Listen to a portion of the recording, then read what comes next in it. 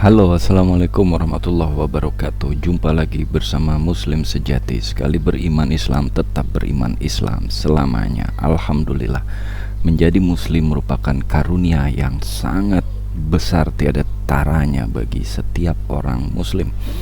Nah, pada video kali ini saya ingin membagikan sebuah video yang luar biasa, yang sangat luar biasa, alhamdulillah, yaitu video kesaksian seorang mantan pendeta yang dulunya adalah seorang pendeta yang disukai oleh jemaat di gerejanya, dan juga anak dari seorang pendeta, dan juga adik dari seorang pendeta, dan dari background keluarga Kristen yang sangat taat. Nah, akhirnya dia memeluk Islam dikarenakan hidayah yang Allah berikan melalui seorang wanita muslimah yang kini menjadi istrinya. Sedikit cerita dari kesaksian ini sebelum Anda menontonnya, yaitu pendeta ini bernama Peter Handoko yang setelah masuk Islam menjadi Abdul Fatir, yaitu hamba dari Sang Maha Pencipta. Fatir itu pencipta.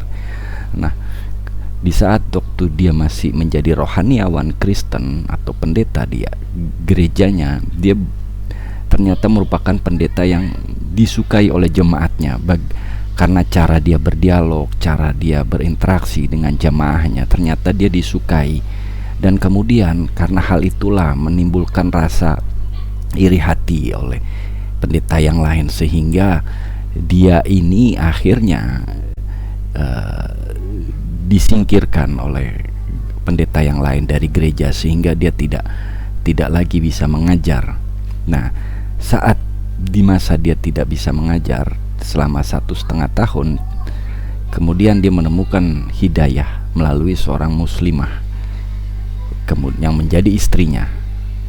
Perjalanan sangat luar biasa. Setelah menjadi muslim, dia menemukan begitu banyak keajaiban di dalam kehidupannya, dan dia merasa bahwa saat menjadi muslim dia benar-benar menjadi sangat takut untuk berbuat dosa, karena begitu nyata bahwa Allah Ta'ala mengurusi dirinya sendiri. Dan pernah di suatu kejadian dia kelaparan, seharian belum makan, tiba-tiba ada seorang teman kerjanya membawakan makanan, dan besoknya ada seorang ustadz yang juga memberikan makanan, yang dia sangat-sangat heran karena kejadian seperti ini tidak pernah dialami sebelumnya. Nah, mau tahu kelanjutan dari kesaksian Pak Abdul Fatir ini, maka silahkan tonton videonya. Semoga bermanfaat dan bisa menambah iman kita terhadap Allah Ta'ala. Alhamdulillah. Wabarakatuh.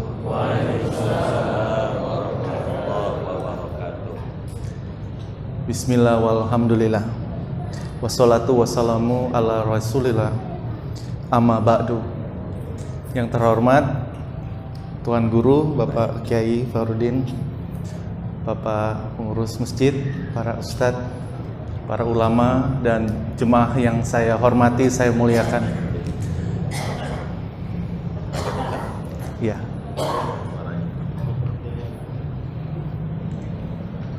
Ketika memikirkan mengenai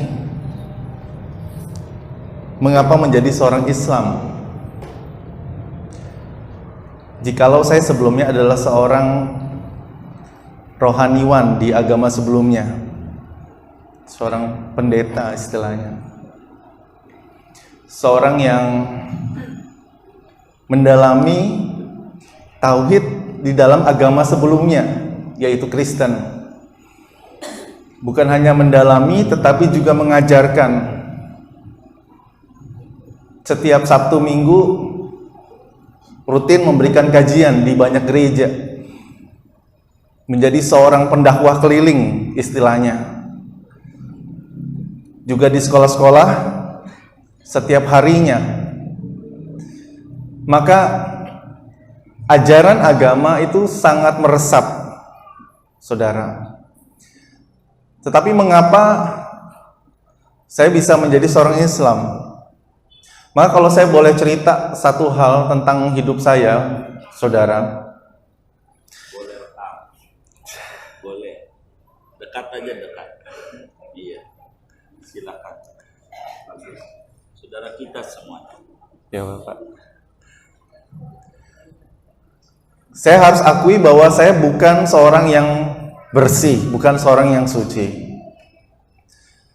Walaupun saya menjadi rohaniwan di agama yang sebelumnya, seorang yang tinggi lah posisinya secara spiritual, rohani. Tetapi saya mesti jujur dengan diri bahwa saya adalah orang yang sangat kotor, orang yang sangat berdosa, saudara.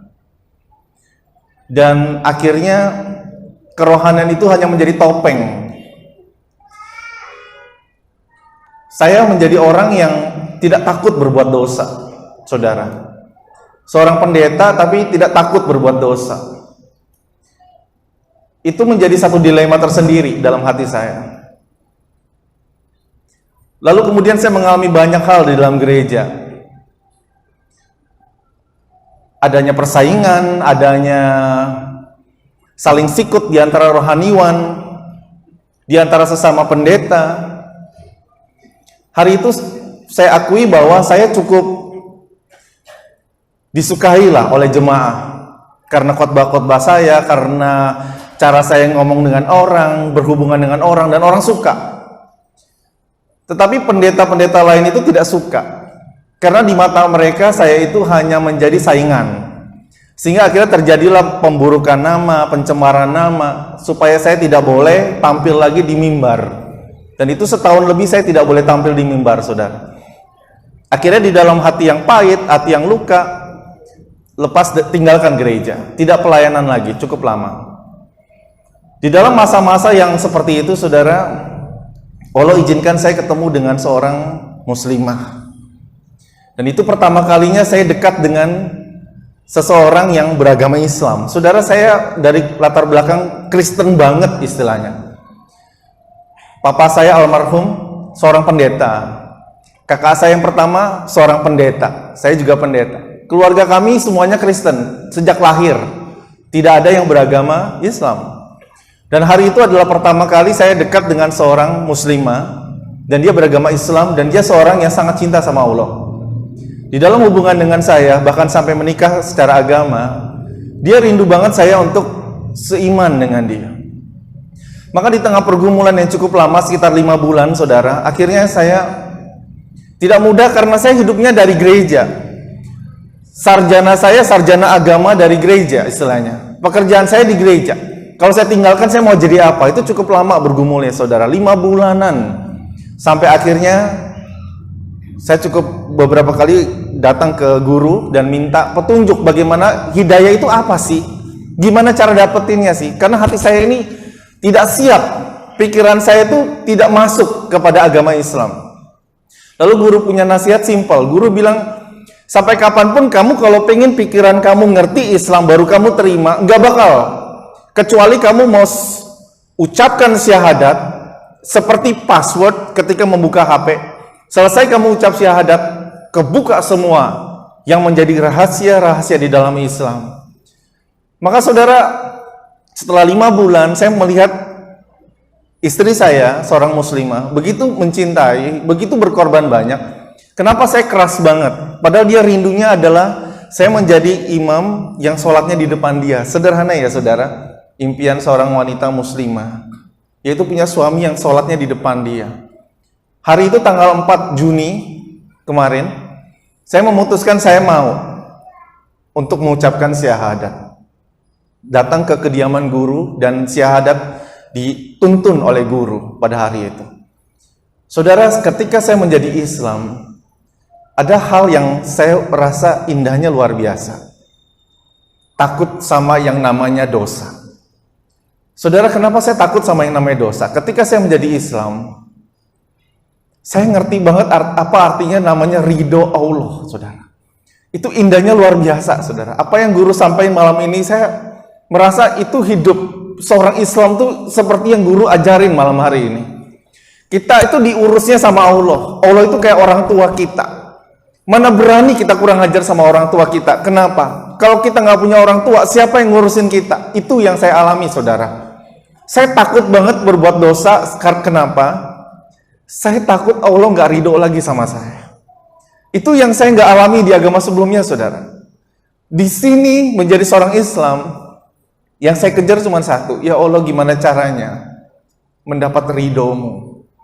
Makanya di dalam kondisi yang bukan siapa-siapa seperti dulu, tanpa nama besar seperti dulu, tanpa pekerjaan dengan gaji besar seperti dulu, hanya menjadi orang sederhana dan miskin, hanya menjadi orang yang biasa-biasa. Tetapi apa yang saya pelajarin, apa yang saya alamin di dalam Islam itu nggak ternilai, saudara, yaitu jalani hari-hari dengan percaya bahwa Allah yang ngurusin kita, Allah yang jagain kita. Dan itu saya alami banget. Saya pernah 2 hari nggak ada uang sama sekali untuk makan, saudara. Bagaimana cara Allah ngurusin? Malam-malam ada seorang rekan Ustadz Nur, ngajakin makan, saudara. Itu saya seharian nggak makan sebenarnya. Besok paginya ada seorang rekan kerja, tiba-tiba dia kasih saya makanan, padahal nggak biasanya. Dia bilang, ini buat Pak Peter sarapan. Waduh, saya merasa kalau bukan Allah yang ngurusin, mungkin kita nggak hidup sampai hari ini. Maka hari ini, saudara, saya merasa menjadi Islam itu udah nggak usah ada keinginan, nggak usah ada hasrat, nggak usah ada ambisi, udah jalani aja. Karena kita percaya ada Allah yang ngurusin, dan Allah nggak pernah tinggalin, dan Allah adalah orang yang sayang sama kita. Maka itu sebabnya, saudara, dengerin pengajian itu bagi saya itu nguatin terus tuh, nguatin terus. Yang namanya nangis di atas sajadah, yang namanya hanya bisa berlutut karena nggak punya kekuatan untuk hidup di atas sajadah, itu indahnya luar biasa. Maka hari ini saya bersyukur boleh ada di tengah-tengah saudara dan sama-sama mewarisi iman yang luar biasa menjadi seorang Islam. Karena Allah kita adalah Allah yang hidup, saudara, yang memperhatikan kita. Dia maha menatap dan maha mengurus kita.